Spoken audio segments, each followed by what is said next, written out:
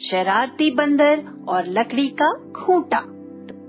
Hello दोस्तों, आज मैं आपको पंचतंत्र की एक कहानी सुनाने वाली हूँ जिसका नाम है शरारती बंदर और लकड़ी का खूंटा।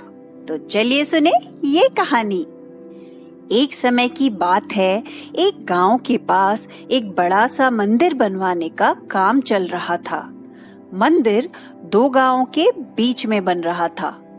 मंदिर का काम जल्दी पूरा करने के लिए कई मजदूर दिन भर मेहनत करते। वहां पर चारों तरफ कई मोटी मोटी लकड़ियां बिखरी पड़ी थी। कुछ मजदूर उन लकड़ियों में चीरा लगा रहे थे तो कुछ उन्हें आरी से चीरकर आकार दे रहे थे। कुछ उन्हें उठाकर मंदिर के पास ले जा रहे थे और कुछ उन लकड़ियों को मंदिर में जोड़ रहे थे।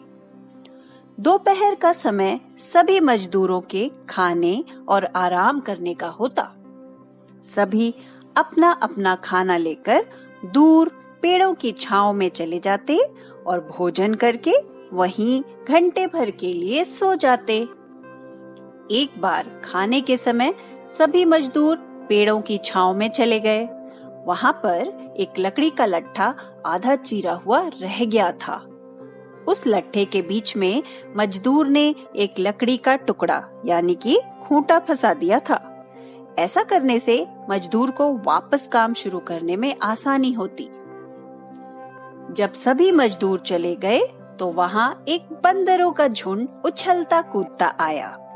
उस झुंड में एक शरारती बंदर भी था जो सभी चीजों को छेड़ता रहता था। उस बंदरों के झुंड के राजा ने सभी को यह हिदायत दी थी कि वहां पर पड़ी किसी चीज को कोई भी नहीं छेड़ेगा। राजा के आदेश के अनुसार सभी बंदर फलों की तलाश में आगे निकल पड़े, मगर वह शरारती बंदर वहीं पड़ी लकड़ियों के पास ही रह गया और उनसे खेलने लगा। तभी उस बंदर की नजर वहां पर पड़े आधे चीरे हुए लकड़ी के लट्ठे पर पड़ी।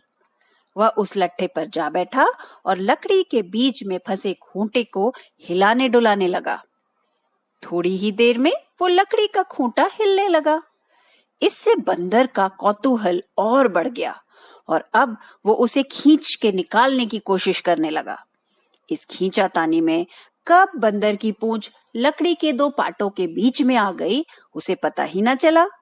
जोश में लकड़ी के टुकड़े को खींचने से टुकड़ा आखिर में झटके से निकल ही आया, मगर लट्ठे के बीच में बेचारे बंदर की पूंछ फंस गई। बंदर जोर से चिल्लाया, आई! तभी मजदूरों के लौटने का समय हो गया। बंदर ने मजदूरों को आता हुआ देखा तो भागने की पुरजोर कोशिश करने लगा। पूरी ताकत लगाने से बंदर की पूंछ टूट गई। वह चीखता हुआ अपनी टूटी हुई पूंछ लेकर वहां से अपने साथियों की तरफ भागा। आखिरकार बंदर को अपनी हरकत की सजा मिल ही गई। इस कहानी से हमें क्या सीख मिलती है? इस कहानी से हमें ये सीख मिलती है कि दूसरों के कार्य में दखल अंदाजी करने वाले का अंजाम बुरा ही होता है। नमस्कार।